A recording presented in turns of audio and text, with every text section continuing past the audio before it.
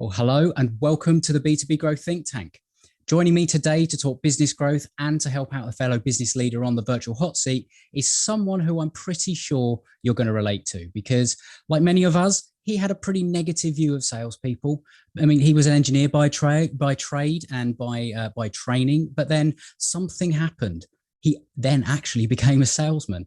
Now, that was 10 plus years ago. And since then, he has been very successful in several sales positions, including executive and senior management roles in IBM, and all without having to become the stereotype that he held and we all hold around the profession. So today at IBM, he is the Vice President of Cloud and Red Hat Synergy in the Americas, and he's currently leading some of IBM's key growth initiatives across the United States for global markets in industries such as financial services, distribution, communications, industrial, and the public sector. Now, as you're going to hear, you're going to get some absolutely fascinating insights into the workings of a multinational organization like IBM. But what I think you're going to hear a lot more about is you're going to see that no matter how big the company, sales are made by people for people. So I'm excited about this one to see where this conversation goes. And I'm absolutely delighted to welcome Zafer Karaca to the show. How you doing, Zafer? Great, Adam. Thanks a lot for having me here. And I'm definitely excited to be on as well. Yeah, it's an absolute pleasure. So, I mean, going from engineer to salesperson, that's not the normal sort of flow of events, is it? So how did that happen, first of all? Yeah, I was on the one side, I was complaining about salespeople selling things they decide to implement and always, not setting the right expectation with the customer and all.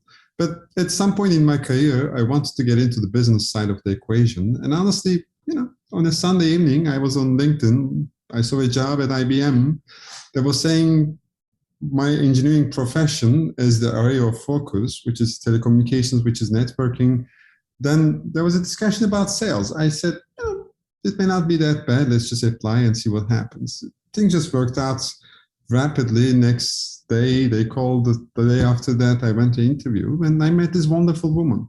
She was one of the strongest characters I ever met in my professional career, like to the point, direct, such great communication skills, such strong personality. And at that moment, I said, I want to be like her. If she's a salesperson, I'm going to be a salesperson. I can pull that off. I had to stalk her a bit saying, I'm going to do this better than the people that had the experience and all, and she had to trust. But eventually she gave me a shot, which worked out well. And that was, that was over 10 years ago. And I mean, I am obviously assuming that selling for IBM is the easiest job in the world, isn't it? Because nobody ever got fired for hiring IBM. That's the saying, isn't it? So that is the must have saying. the easiest. It is an absolute pleasure to work for a company that's been around more than 100 years, that has great customer relationships, that has great technology product portfolio. That being said, sales is sales. One, you need to build that trust and relationship with your customers day over day, again and again, because everything flows in such rapid pace. The past is past. It's always about what you're doing today and what you're doing for the customer tomorrow.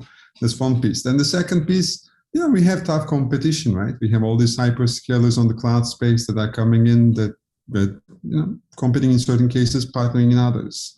We have all these different startups, software vendors coming up with, creative ideas, great ideas that we, again, collaborate, partner with, as well as compete with. So that industry, the tech industry, is always rapid and always evolving. You need to, keep on your toes and keep competing as any other one. And then the third one is, as great as IBM is with the size, with the strength, with the scale, it also has a different effect coming with it, right? Sometimes you may not have the most flexible structure. You have certain processes that are well established over the years for the sake of the customer's benefit, but they are the processes that you work with. You need to work with certain pricing structures. You may not be as aggressive because you have a certain cost structure coming with that processes that you have established. Those kind of things you still need to go from scratch. And, at the end of the day, sales is sales. If you don't have the right people, dealing with the right people, creating the right value, then, no matter where you are, it's the same discussion, same challenges. Absolutely. And there's a number of things that I'd like to unpack that you've sort of covered there. And I think the first one is sort of around the whole idea of trust, and I think that's why the idea that a lot of us can carry around salespeople is that inherently, because of the experience we've had in the past, is that there isn't the trust in the salespeople because they come at us as salespeople. Now, is that something that you've sort of come up against in your career? Is it something that IBM has noticed? And there's a lot of talk about things like trust-based selling, consultative sales, all that kind of thing, whatever label you want to put out on it. How do you think about selling, and how is that influenced from, say, that like the higher level at IBM? I think this is one we need to look in the context of how the industry, how the market is evolving as well. A couple decades ago, the salesperson had tremendous value because we were there pitching the customers something they did not know before. In this age, that's never the case. More than 80% of the customers engage with the product, with the technology, with the solution that they're looking for through digital platforms before they even talk to anyone. They do their own research. They know more than many of the salespeople will or can know. We need to accept that fact. Then the second discussion becomes that trust factor that you mentioned.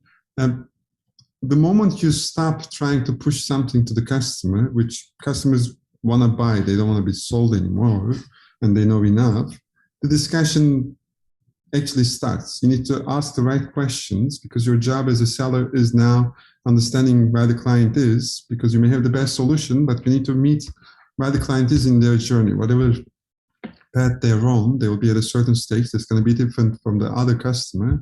Then you need to really understand that. You need to understand what you have really well as a trusted advisor in that context, the solution. You need to know it deeply. And then you need to merge those things together in a way that will create value for the customer in the long run, in the short run, which you need to balance as well, especially given the last year and the impact it had on the economy. How you balance that short-term impact versus the long-term is always critical. And once you do put all those three legs of the stool together, then you deliver value. Then you deliver a proper conversation for the customer that they're going to listen to you, that they are going to build the trust with you. And of course, you need to deliver on your promises so that you can have the next sale, etc. I think the future of sales is a services profession. Our job is, we can say consultative selling, we can put any label, but the reality is we need to position ourselves as people that are that services profession that delivers an extra value to the customer.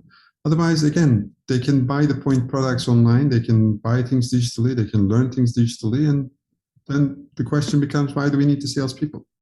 Yeah, and I think that it's certainly, I've had a few other people talking about this whole shift in the industry and how the end buyer is so much more educated, and sometimes they'll even come more educated than you. And what is the role of the salesperson?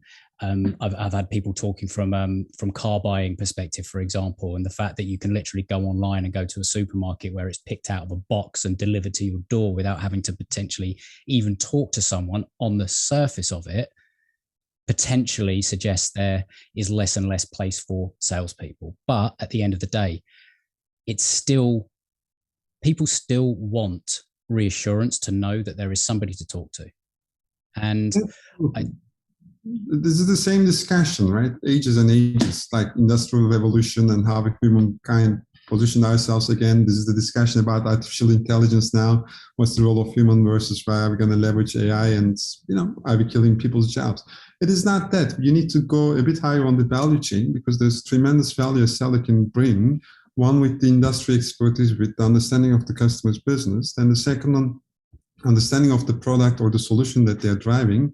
And if you can merge that better than anyone else, that's your value proposition. And that is a critical, absolute need, because we still have to have that communication skills, which is the biggest strength of any salesperson. We need to have the listening skills, even much more than we always emphasize the importance for. And then you're bringing a tremendous value to the table. But if you're there just trying to push your product to somebody, then it's not going to work for you. No. And I think that there is something that's been pushed by, I don't know if it's the sales industry, the marketing industry, or whatever it is, but it's this whole concept of know, like, trust, right? And I just think it's in the wrong order. I think people know to know you, but they need to trust you. They don't have to like you. in the selling process, because the whole relationship, I think, comes after the sale, but pre-sale, they have to trust you. They don't have to like you at this point, right? They have to trust that you are not there to play the game with them. They have to trust that you are actually showing up to, and one of the things that you said there, to listen to them so that they can feel heard and validated, that you can actually be that service provider that is there to really kind of be the doctor and diagnose the challenges that they're facing, because they don't actually care about your solution until they know that you've done your due diligence or your diagnosis to be able to actually uncover the core problem. And sometimes I think salespeople are very, very quick to dive into their solution without actually figuring out, well, is this even the thing that you need? Yeah, and that comes from one simple fact, right? As a salespeople, we have run a cadence over decades that's very well focused on the short-term objectives, and that's what the market expects from public companies. And on a smaller scale, still we want to have that visibility on the quarter, on the month, on the week.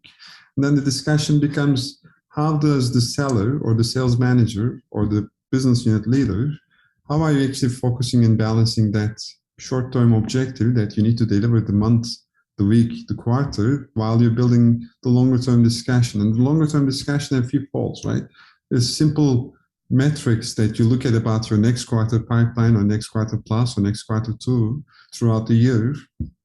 That's a simple metric. But then there are things that you cannot measure that easily, which is the client satisfaction, the relationship. Does the client see value from the relationship that you have built with them? And how does that trend? Is it going positive or is it going negative? These are key metrics you need to look at somehow, and you need to look at that sustainability of the business, because the short-term ones, you'll find a way to hit.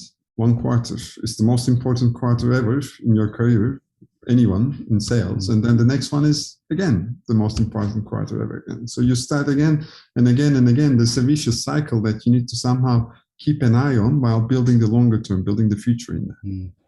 And I think that there's a bit of a maybe some of the mistrust as well. I think, more from, because I'm not a salesperson.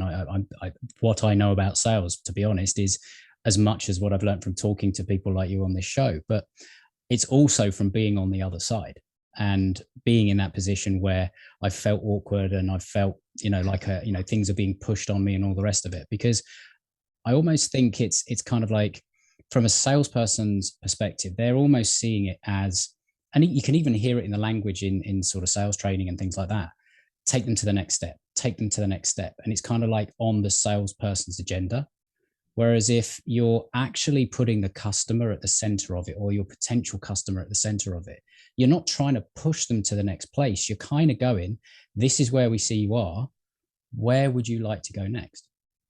Yes. And, this is, as you said, it's part of the sales trainings. Certain companies, I'm pretty lucky and privileged in that context. IBM is doing a great job in this, saying, it's about listening to customers, it's about that consultative engagement. But overall, the industry training is mostly about that emphasis. One thing as a seller we all need to do, though, we need to build our own style. We may or may not be that person that goes in having the best chit chat and the nicest, that some people are just quick. They build the relationship. They're great with people. It's a discussion. They're great in that. But not every seller is like that. The question becomes, what is your style? What's the value proposition, again, that you bring to the individual you talk to? And to me, for example, at that moment when I made the shift, it was one, I knew my product, I knew my solution, because I was working on it technically before, which gave me a good advantage. Then the second one, it's more about personality. It's about the engagement type you have also. But I cared. I cared about the success of the person that I'm dealing with, the success of that company as much as my own. And then the discussion becomes, little by little, you're building that trust. Because I was working in a territory, it's not the core IBM customer, it's more like new clients. Then you go to a new client saying, IBM, you want to do business with you, you're too big. You want to deal with us? Why? How? Can we work with you? These are all concerns. You need to build that trust, and you need to show that you care, and you do that day after day, before the sale, during the sale, and most importantly after the sale, so that you can build that trust. And then the discussion becomes, again, the longevity. We need to, like, one of the biggest mistakes I did when I was earlier in my career was I had this project. It was so fascinating. It was like big. I was going to do that big one shot, and everything was going to be perfect. I was absolutely sure I was going to close the deal successfully. The customer was on board. Everything was laid out. Solution was built. It was perfect. Competitive wise, it was perfect. Everything was great. Then, things went south. And then you end up with a bad quarter that you don't have something else to fill the gap with. So these kind of lessons don't help you build that sustainability approach. You need to have a sustainable, consistent performance because this is more of a marathon. And then you think about the trust, you think about the skills you need, you think about the relationships you build, you think about the long-term pipeline you built as much as what you need to get closed this quarter. So how would you start to go about building that pipeline, both short, medium, and long term? Because I think for a lot of people, especially when selling is not necessarily their core skill, their core focus, if they're sort of, running the business, but also doing some of the sales and doing some of the other bits and pieces. I mean, sales is a full-time job. It's a full-time profession. And a lot of people are doing bits of it and they're kind of forced into it without the necessary understanding of what it takes to actually build a pipeline, because that word gets bandied around. But I don't think everybody exactly knows what a pipeline is and what a strong pipeline looks like, because it is short, medium, and long term. So, I mean, from the perspective of how IBM looks on it, and then from the perspective of how you personally view a pipeline, what do you sort of see in that? So there are a few aspects in this, right? Before even looking at the pipeline, the first couple of questions are: who are my target customers? What's the value proposition I have? Who's the competition? How do I do versus them? And you need to cover the basics. You need to have that confidence that this is the right place you focus on. Then once you have a target customer profile, you do two things. You look at your existing customers, which is always your base. Sometimes we may neglect them, which is absolute mistake, because acquiring one of the craziest things that people do, right? Absolutely. Like ignoring their existing or ignoring their lapsed or past. It's like, there's your low-hanging fruit. There's your pipeline if you need it. We always have this glory in sales about acquiring a new customer, which is absolutely important, but acquiring a new customer is a tremendous cost for the business, at least for the first year or two. And then the discussion becomes actually, how are you building that consistent growth with your existing base customers? You need to build actions relevant to them. Are there opportunities you can upsell? Are there opportunities you can cross-sell? Are there more relationships you can build on the customer? If you're dealing in my industry with the CIO, with the IT side of the equation, are there line of business owners that are also investing in IT? They're making the IT decisions these days, as we all know. Do you have those relationships with the HR leader, with the marketing leader, with their sales leader, different sides of the business? And are you looking for those opportunities? There's tremendous growth on your existing base. Then for new clients, that's the part that you need to be really smart about, really tactical about. You need to have a focus on certain industries, certain buyer profile, buyer personas, certain client specifications. It can be the size of the customer, it can be the number of users, it can be the revenue, it can be many things depending on what you're trying to go to market with from a product perspective. But you need to have a very good understanding of who is your ideal customer, because not everybody will benefit from your solution, but more importantly, not everybody will want to do business with you, and not everybody will have the same value. So you need to also be selected about whom you target, because one of the most important thing you have in sales is your time, and the second one, you need to have a win rate, because this all have cost for your organization. Then the discussion becomes, how do you engage with those customers that you think you can acquire, that you think you can grow the business? And this has multiple facets. For a company such as IBM, you have different go-to-markets, different routes within the go-to-market. You need to work with your partner ecosystem. We have a tremendous network of business partners out there that we partner with. Sometimes we compete with, sometimes we partner with, depending on the client situation. But you cannot look at this black and white. You need to find opportunities where you can partner. They will always have an extended reach. They'll always have different relationships. They'll always have different value proposition complementary to yours. And as long as you focus on bringing that pie to a different scale, bigger, then that will works a lot. The discussion becomes on the sales side. You have a digital sales, inside sales type functions, which we can argue in this age, all of us are digital sellers. The discussion becomes, how do you leverage social media? How do you leverage phone, which may be old, but it's the best way of communicating in certain ways. When do you leverage certain events? When do you leverage email campaigns? There are multiple things that sellers leverage there. There are so many great tools out there. Some we built in-house, some we acquired just like other companies that we are using. And that's the second bucket. Then the discussion becomes, how do you work with marketing, right? The sellers sometimes complain about marketing and vice versa. You're not creating enough leads. There's never enough leads. And marketing always says, we create the leads and you folks do not care enough. You don't focus enough. That's why they're not progressing. That's why they're falling off the pipeline. So you need to have a consistent view of that end-to-end pipeline, saying, here's how we start with, from the discovery phase all the way to the closure, and hopefully afterwards the expansion, the advocacy part. And somehow you need to bring those stakeholders to the table together, because the discussion is not finger pointing each other at the end of the day. The discussion is, how can you be successful together? And then you need to leverage your colleagues within marketing organization. The other side of it is, once you do the sale, one of the biggest sources for pipeline for us is the post-sales function. You have all these great experts going there, working with the customer hand in hand, doing implementations, getting to know the client, getting to know the environment, getting to know what the customer actually needs as the next thing. So you need to make sure that they also consider why the customer needs more help, why the customer needs something further to advance their own business. Then you need to capture them and bring back to the sales organization on a systematic way, so that you work on those leads, you work on those discussions. You need to leverage every aspect you can. You have client success managers, which is a big deal for us, especially on the software as a service, platform as a service type businesses.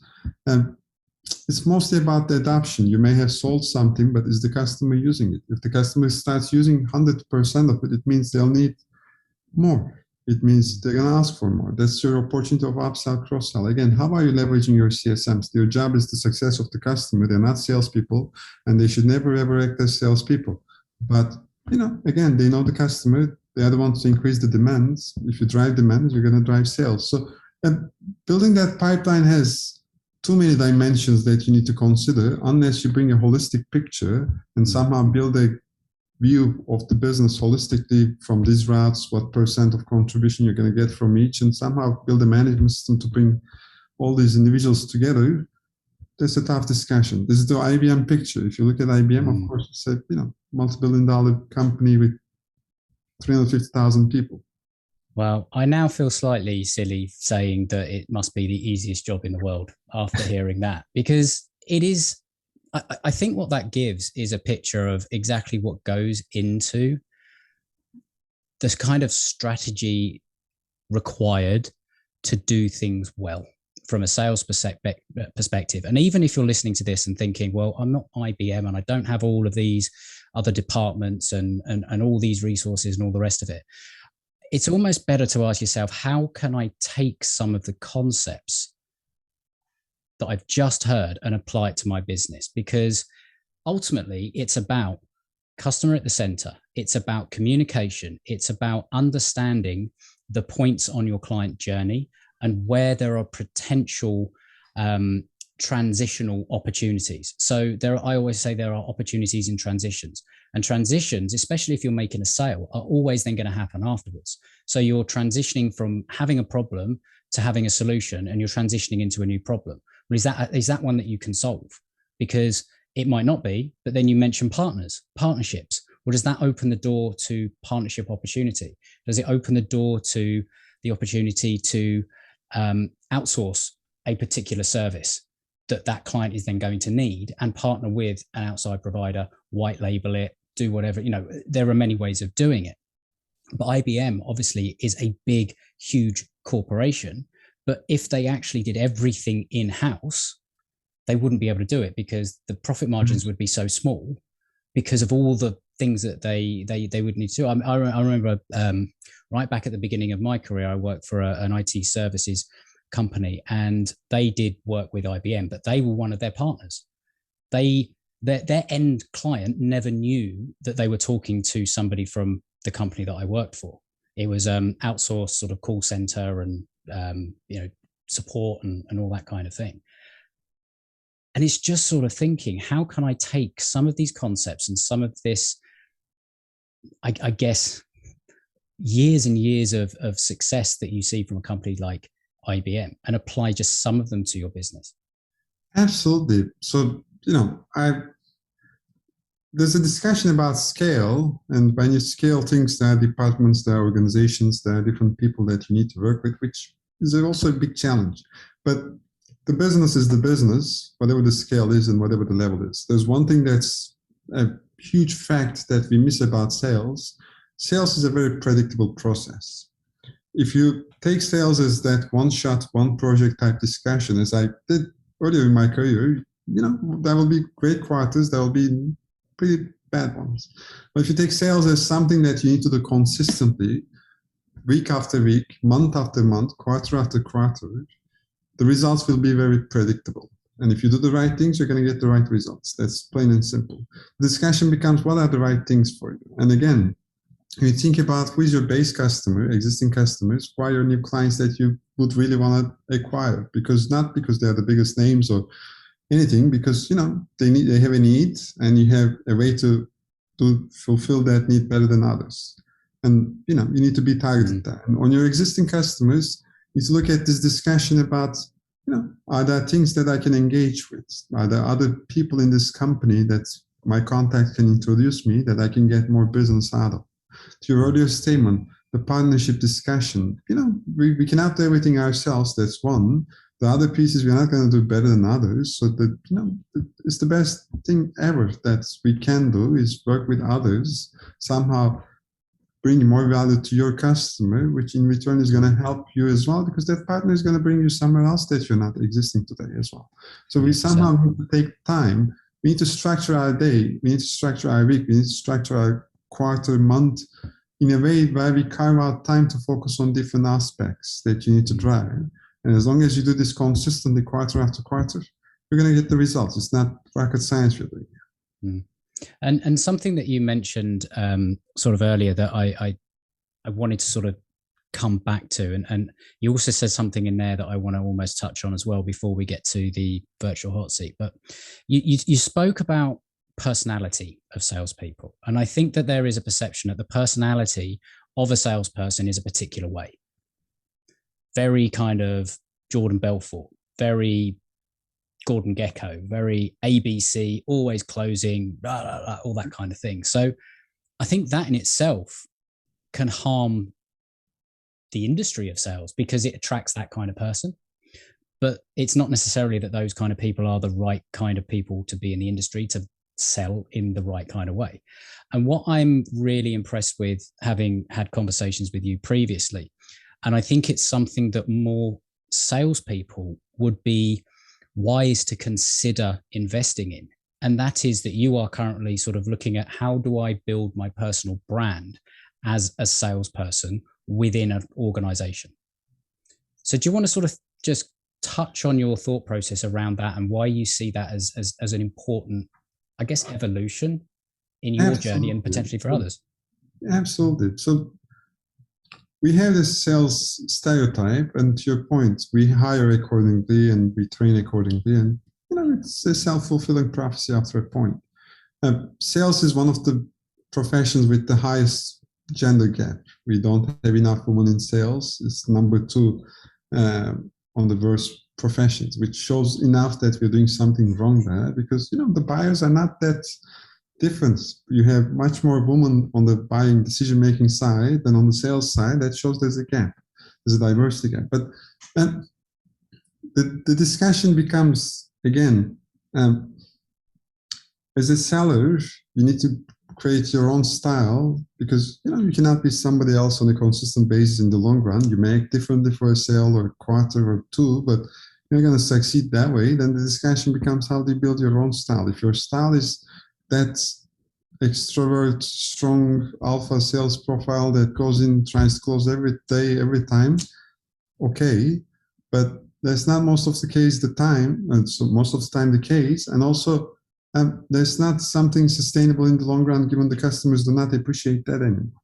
The discussion becomes, again, what is your individual value proposition? To me, the individual value proposition I had as a seller was my expertise, my understanding of the solution I had. It was my understanding of the clients themselves, because I was investing the time and energy and making sure that I show up whenever they have a need and whenever there's something I can help them with, so that you build that trust. And then you create an approach around that. It, unfortunately sets ground on hard work, which means you need to take longer hours, which means you need to invest the time and energy and all, but you build that over time. That becomes your persona. Then that helped me transition to become a sales manager, because when you're the great seller, that's not always what makes you the sales manager, a successful one at least, because we have, again, the salesperson that goes and gives the most creative, perfect pitch and closes the sale. That's great, but you're not going to enable your team to make that individual, unique, perfect pitch. You need to have something, again, consistent that works as a process in the long run. Then you can become a manager that actually help the sales team on their own day-to-day jobs. There's no other way. So you need to build that transition, which for me was a relatively easy one because of that discussion. Now, I had a regional job managing teams in Middle East Africa. I came to worldwide at IBM, within Americas, within United States. I had different roles, different jobs. What I'm trying to get to personally, which I think we all should think about, is what is my individual value proposition to the customers, to the organization I'm part of, and how can I amplify that? And this has two ways to me personally, and this may be different for all of us. One, again, how can I consistently deliver the numbers I need to deliver, which is always the 101. But the second side of this is, I learned a lot of things along the way. I've been pretty privileged, pretty fortunate to get certain experiences that's always not easy to acquire for a lot of people. And I'm looking to share them. It's about mentorship opportunities you may get into. It's about, joining podcasts like yours that are great, that helps a lot of people. And the discussion becomes, when you share with people, that returns to you in two ways. One, you hear back from them. I hear your experience. I learned from you and others in the industry. That's a great benefit to me. And if you're mentoring someone, it happens the same way. You're observing their own experiences, their own challenges, and it gives you the perspective to take back into your own day-to-day execution. Then the third aspect of this also helps you is, again, you're building an identity in the industry, in the market, that is that trusted profile that have the certain expertise that people are aware of. Because if you keep it to yourself, nobody will. I love that idea about your personal unique value proposition. I think that is a fantastic way of looking at it. It's like, what do I uniquely bring to the table? Like, how can I separate myself from, other salespeople, even within my own team, for example? Absolutely. Because you're not going to be the same, as you say. You might have very different personalities, but I mean, I've seen a number of examples of this going on, where there's a lot of sort of companies that are actually now actively encouraging their salespeople, all of their staff, to build their personal brand, to, whatever you want to call it, personal brand or whatever. But it's then encouraging them to share what's going on in the business, what's going on in their lives, what they know, what they understand, their experience, all the things that you've just gone through there, and sharing it, from a B2B perspective on things like LinkedIn. Because what you don't really understand is, if you do this on your own, that's great. You as an individual will almost certainly benefit from an improvement in sort of visibility and trust and all the rest of it. But if you do it as a team, you get the network effect of that. Absolutely. And you're able to help each other and share each other's stuff and get it spread further and wider and all the rest of it. And all of a sudden, if you've got that, like, what a lot of businesses don't realize is that they have almost social networks within their business that are almost more powerful than the ones online, if you're trying to do it as an individual, because you've got that kind of network effect built in. Bonbon's an example. I've had Ethan Butte on here. Like, their company is one that does this very, very well. Absolutely. It's a priority for us at IBM, and at scale, and it's a priority that should be for individuals at any number of sales organization, any size of sales organization. I think any sales manager, sales director, anyone like that should be seriously looking at this now, because it is the way it's going. It's another shift, I think, in the way that businesses operate and the way that people view other people, because sales is still people selling to other people and people buying from other people. So yeah, I mean, that in itself, I think is a key takeaway if you're a one person business, listen to this, or if you are IBM, like the value in sort of investing in your own personal brand. And there are many ways of doing this, but just go and consider doing that. So what I want to move on to is today's virtual hot seat. And this one, I guess in line of what we've been talking about actually is quite an interesting one, because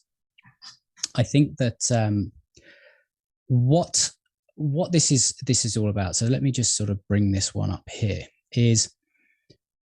So this is coming from we don't know the context of the business or anything, but it's quite a good one because it's a fairly sort of generic one. But it's my current challenge is that we've grown our team remotely over the last 6 months, so our staff management is getting harder to do. How do I keep my staff happy, performing? What should I do when things go wrong? How should I measure performance? All that kind of thing, because I'm starting to feel things are getting a little bit out of control. What do you think about when you hear that?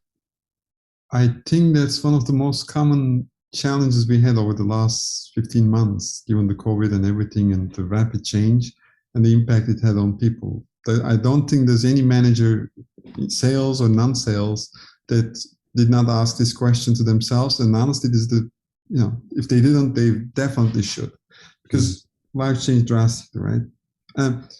I was reading an HR article actually last week, which is very timely in this context. People working remotely, their motivation drops 17 points. 17 points is a huge difference. The difference is equal to working for a company that's best in that industry from a culture perspective versus the worst in that industry from a culture perspective. So suddenly you may have been the best manager, you may have had the best team that has the highest engagements, and now, they drop to something that's like the worst. And this is something that you did not do wrong or anything. So we all need to build a different approach. Let me give my perspective from IBM side, and then let me give my personal opinion about what I'm doing with my team. Because again, this is the same question I'm asking myself. From an IBM perspective, one thing we did well, I think, when everything started was we had a pledge that our some peer executives as well as HR department created, and this is about first and foremost the people side of the equation, because people working remotely with kids at home, they have different priorities, they have different challenges. You need to understand that, when you have a video conference meeting like this, in a way you're a guest in their house during that time period. You need to have that attitude, you need to act accordingly.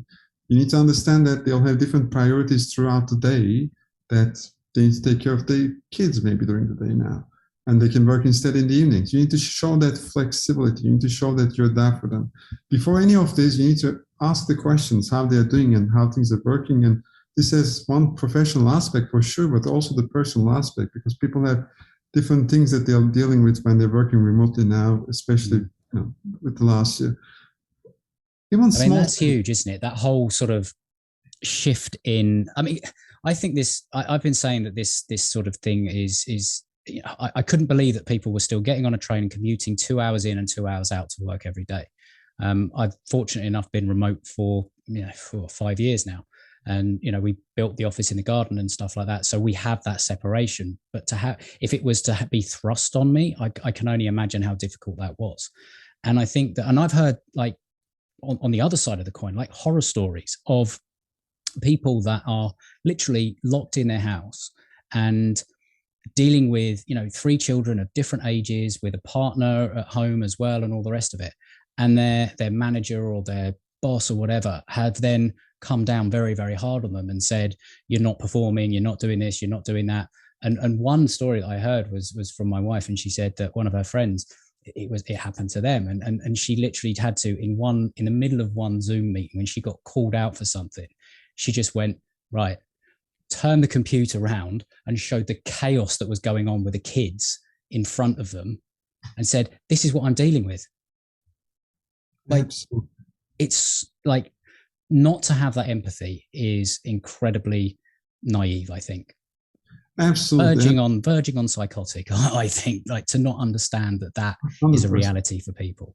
And so I think you're right. It starts with the people, and also the empathy and the understanding of the new situation, and that you have to be flexible. Absolutely. Then the second biggest mistake to avoid, I would say, is we have this management approach that we built over, again, decades, that's really strictly sticking to certain checklists. We are asking people to do certain activities to get the end result, which, again, is great and helpful in certain cases. But in an environment where people have much less motivation than they did, the moment you push a checklist to people, that's all they're going to focus on. They're going to just check the box, move on to the next task and check the box and move on to the next. You're not going to get the end goal, though. If people have the minimum motivation only to get you, out of their bag, that's not going to deliver the results you need. So the discussion becomes, how can you convert that conversation to something where they share ownership as you do on delivering that result? The way you can approach this is, there are great articles, great tools, great processes, but in simple terms, the way to approach this is, structure your week. Set Mondays a discussion together as a team where you talk about the commitments for that week and how you're going to get to those commitments. And you need to ask that how question to people instead of saying, here's the checklist I need you to get done.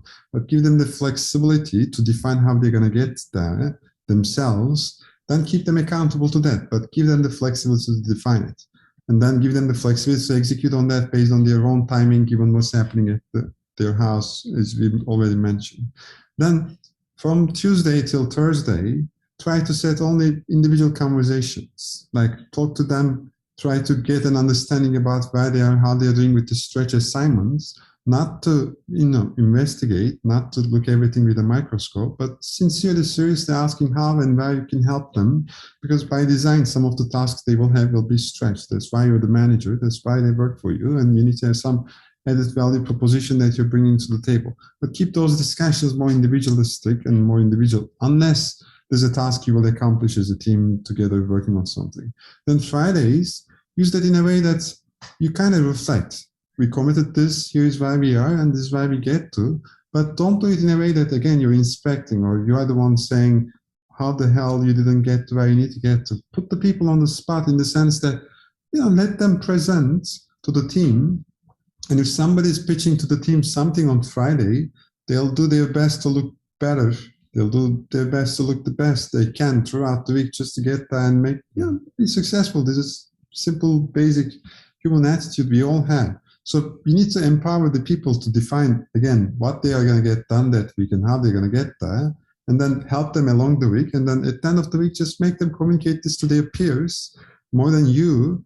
And one, it will help with hearing from each other why they struggle, why they succeed. So there'll be best practice sharing, which is always important, especially in this age where they cannot chit chat on the coffee table or next to the water cooler. You need to enable that. Then the last piece that I would suggest is try to create some time for people to socialize. It is very hard these days, but it can be a pizza party, it can be virtual happy hours, but try to do something that's a bit more fun, where you create a bit of a teaming culture, and the second one, again, people to connect with each other, because again, we work with people.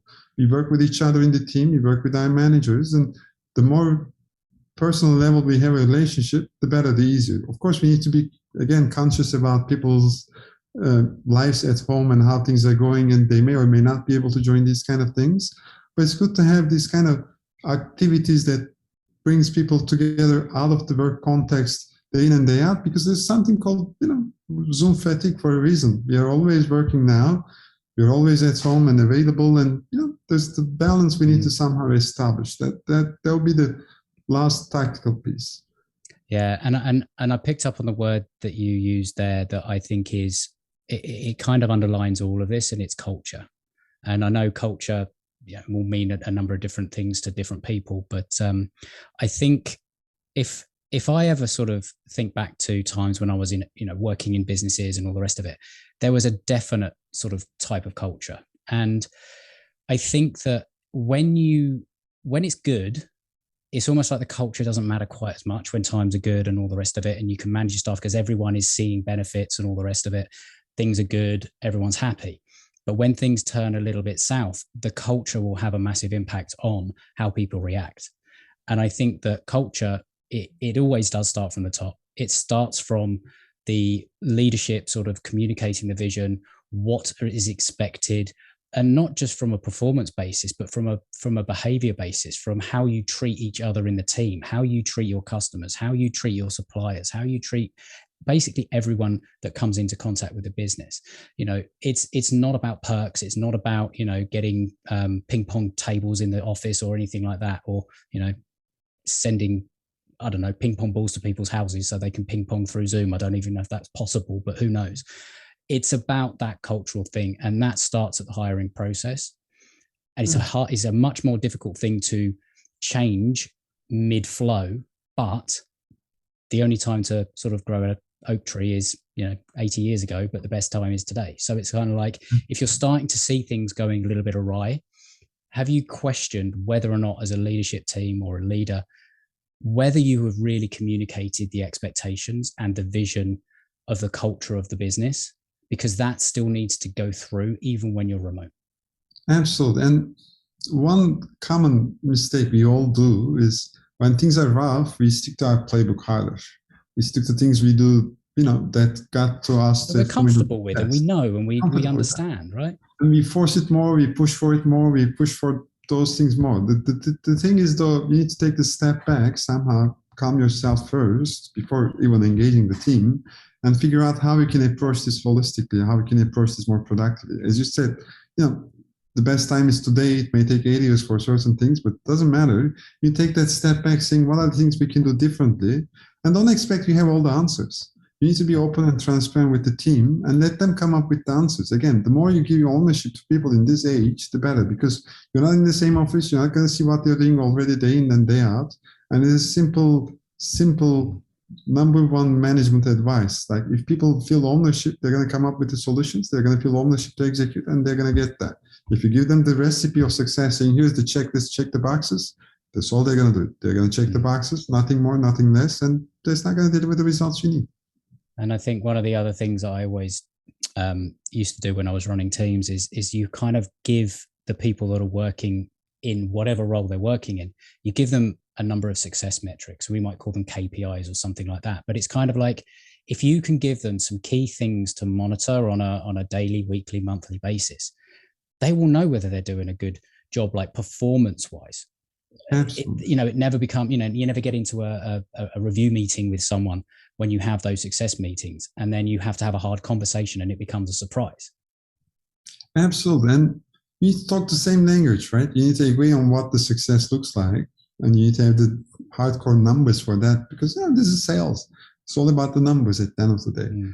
But it might look slightly different with different departments or different roles or anything, but each of those will have a success metric. Like, from the person that answers the phone, like the average answer time is, 2 rings. That's a success metric. Like, that has to be done all the time. If you run the front office, or, when you did have the front office, things have to be, pristine for people to walk in, et cetera, et cetera. Like, it's just those sorts of things. I don't know, like, it doesn't have to be all about hard sales or revenue metrics, because not everyone is going to be necessarily linked to that. But it's, I should still always try and link it back to customer success anyway. But that's just how I look at it. Yes, you need to look at your net promoter score, you need to look at your revenue metrics at the end of the day. But absolutely, there are millions of things that needs to happen.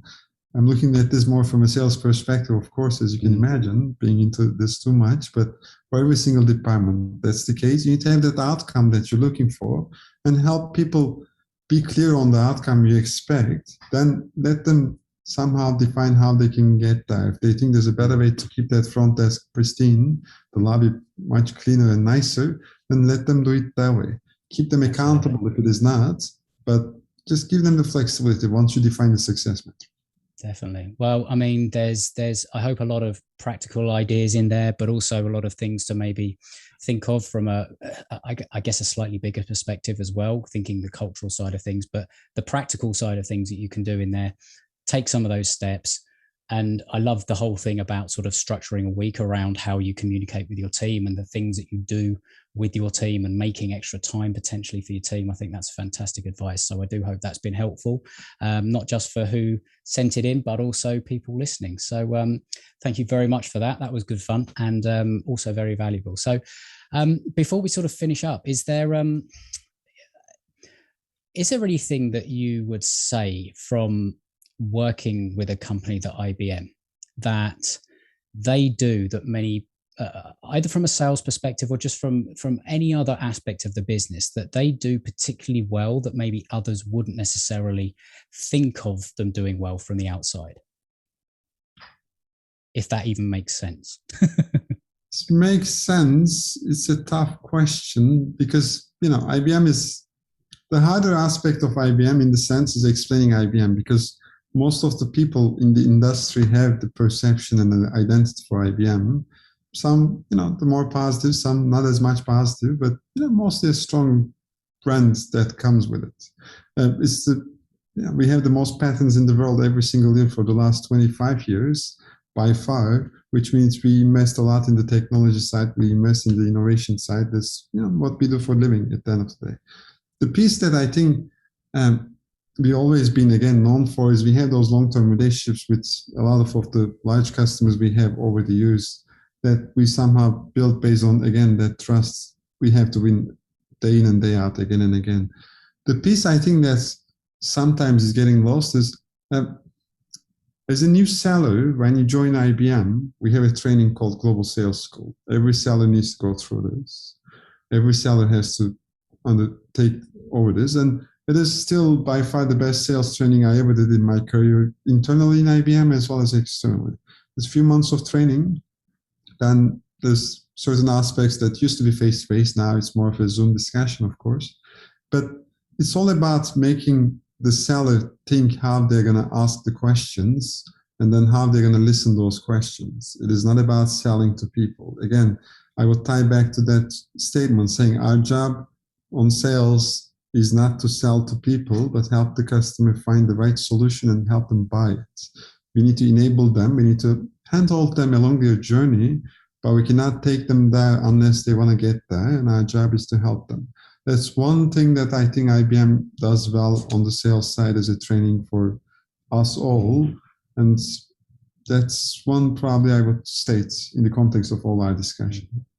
Well, you don't become the size of a company like IBM without that kind of focus on the customer, on the way that you sort of solve their problems and all the rest of it. So absolutely, I think that, and something you said there, like that you might not necessarily consider from a company such as IBM, because even I made that statement, that stereotypical statement at the beginning of nobody gets fired for buying IBM.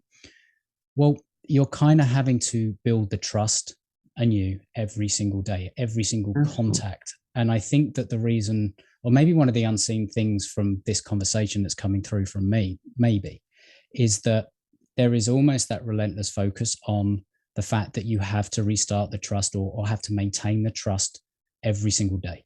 Like, it's not a question of going with just IBM, because if that had happened, we would not have the conversation that involved that, they got fired for hiring IBM anymore. Like, or it would never have happened.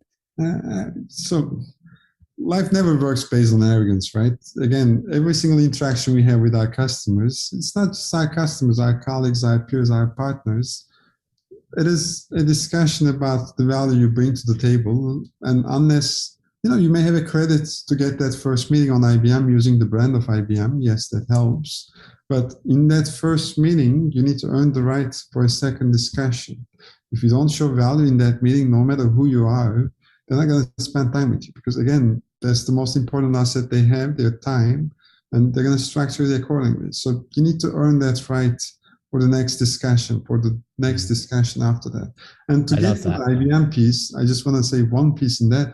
You need to have your personal brand as well. Again, you can be IBM, you can be any kind of company, it doesn't matter. People do their research. If you ask for a meeting from someone, the first thing they'll do is they're just going to Google you or look up you on LinkedIn, and they're going to like or not like something that they see. And we have to be good with that. So as a person, you need to show the value you bring to the table, at least as much as the company that you represent. Absolutely. So, I mean, I love what you've said there. It's about you have to continually earn the right. And I think if we all think of that, it's like every day is a chance to start anew. Every day is also it's the day where you have to necessarily start anew with every potential Yeah. client, every customer, everyone that you sort of know, because there is no divine right to be IBM in the future. IBM has to No, earn that in the future because there is, history is littered. What is it? The Fortune 500, 95% don't exist, that were on the Fortune 500, whatever it was 50, 80 years ago, are not on there anymore. They've gone. absolutely. So there's a lesson in there from IBM, I guess. It's like that's how you not just become a large business, it's how you stay there. That's the hardest part, right? As a seller, as a company, you can get somewhere, but the discussion is how do you drive that performance consistently quarter after quarter? It's a marathon, not a sprint. Absolutely. Well, Zafer, this has been a pleasure. I've really enjoyed the conversation. So, unfortunately, I do think we're coming to time. But if people would like to connect with you, what's the best place to do that? And why should they be contacting you? LinkedIn is the best place to connect with me. We'll share the account with the recording, I assume. Absolutely. It'll be under in the show notes.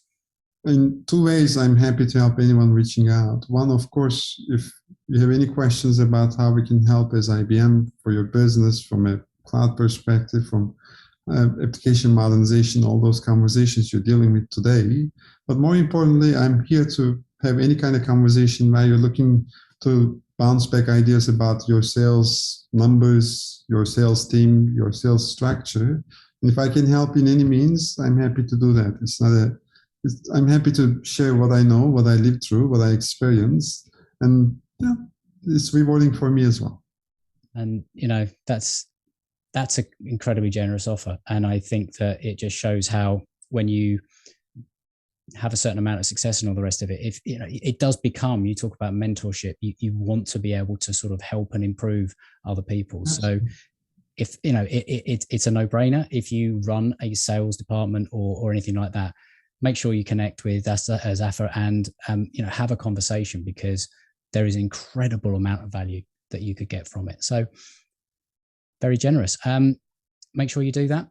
Otherwise, I think it is time to call it a day and let you get back to your morning, and I'll get back to my afternoon. So it's been a pleasure. Thoroughly enjoyed it, and have an awesome rest of your day. Thanks for joining me. Thank you. Pleasure is mine.